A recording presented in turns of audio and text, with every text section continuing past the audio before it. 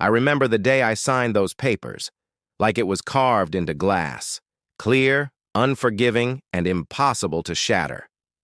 Lynette didn't want drama. Neither did I. We met at the courthouse, exchanged polite nods, and watched the judge glance over our files, as if he were skimming the morning paper. No tears, no raised voices, just a stamp and a signature. And suddenly, the life I thought I'd built was stripped down to its bare bones. A used sedan with a stubborn transmission, an empty apartment in a building that smelled faintly of mildew, and full custody of my daughter, Soraya. Lynette declared she wasn't. Mother material. As though nurturing the child we made together were a chore she could simply hand off. I didn't argue. I didn't try to change her mind. The court saw her choice, and mine was obvious. I had no choice but to become everything. She refused to be, that first night alone. I stared at the ceiling of our new apartment until the streetlights blinked out. Soraya was with her grandmother, sleeping in a bed that still smelled like her mother's perfume. I sat on the edge of the mattress in our bedroom and thought about the vow I'd made long before any courtroom ever existed. Fatherhood was not optional. It was a promise etched into my soul the moment I heard her first cry. Pictured her 6-year-old face the next morning, bright-eyed, trusting, and unaware of the changes swirling around her world. I wanted to be the one she woke up to, the one who braided her hair into neat cornrows before school, the one who kissed her forehead when nightmares stole her sleep. Would never let anyone else define her life, or mine. I learned quickly that love alone doesn't pay rent. Mondays arrived with steel-gray skies that matched my mood as I climbed into the driver's seat of that battered sedan and headed to work. Was a financial consultant. I spent my days deciphering balance sheets, forecasting risk for clients I barely knew, while my mind drifted to Soraya's dance recital rehearsals and math quizzes. Doubled my efforts, not for ambition, but for necessity. Every late night spent drilling decimals with her at the kitchen table. Every weekend I sacrificed for parent-teacher conferences.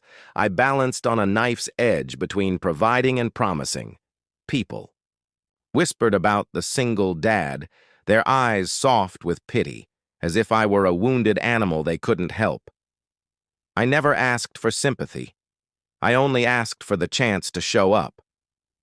Braiding Soraya's hair became our sacred ritual. Each strand twisted, and tucked held more weight than any boardroom deal I closed.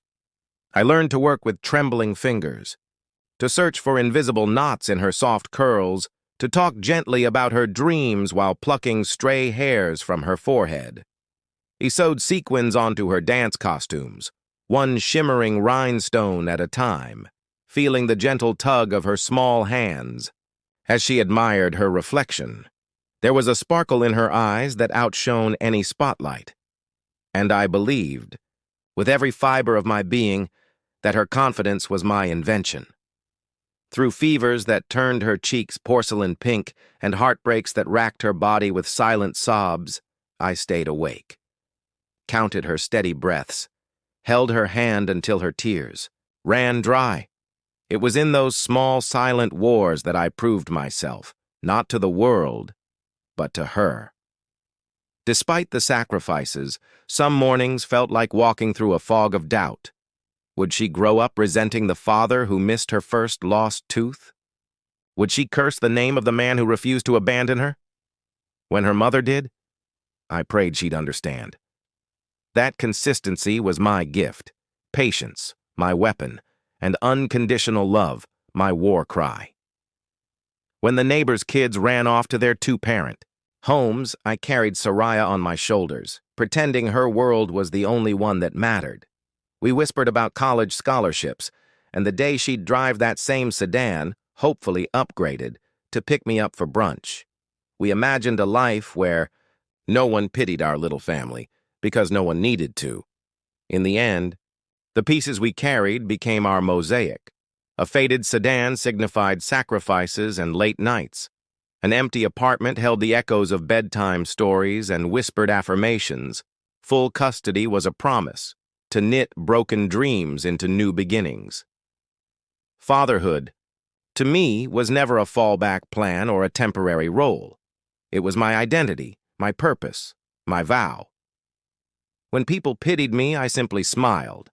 I never turned away from the pity, because every glance reminded me of how far we'd come. The world might see a man weighed down by circumstance, but I saw myself in Soraya's eyes.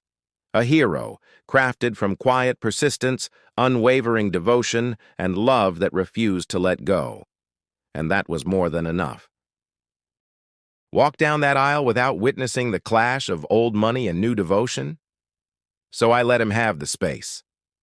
I nodded once and stepped back, returning my attention to Sarah. I lifted the train of her gown and asked the seamstress about final alterations. Together, we worked in hushed cooperation, smoothing silk folds, as Baron and his entourage drifted away to inspect the reception hall. I saw him glance over his shoulder once, briefly flicking to me, before focusing on the chandeliers he had insisted be crystal rather than glass. I understood then that recognition for my contributions would never come easily, if it came at all. But that didn't matter. The day was not about his goodwill. It was about my daughter's choices, about her stepping into a new chapter, with love as her guide and integrity as her foundation. Late that evening, as I walked Soraya home through the hush of lamp-lit streets, she slipped her hand into mine and said, "Tomorrow, everything feels like it starts anew." I squeezed her hand and replied, "Every tomorrow is a chance to show who we are." She stopped beneath the soft glow of a street lamp, turned to me, and her eyes held both gratitude and determination. "Thank you, Dad," she said, "for being my sword and my shield." I kissed her forehead and whispered, "Always." In that moment, I knew that no paper crown, no embroidered invitation, no dismissive glance could ever diminish the truth of who I was. A father, whose love was forged in quiet sacrifice, ready to defend his daughter with unwavering pride. The evening air outside the rehearsal dinner venue was cool against my skin, a welcome contrast to the tension simmering inside the grand hall. I paused at the threshold, smoothing my jacket, and taking a deep breath before stepping into the glow of chandeliers and the soft murmur of gathered guests. Long tables, draped in ivory linen, stretched through the room.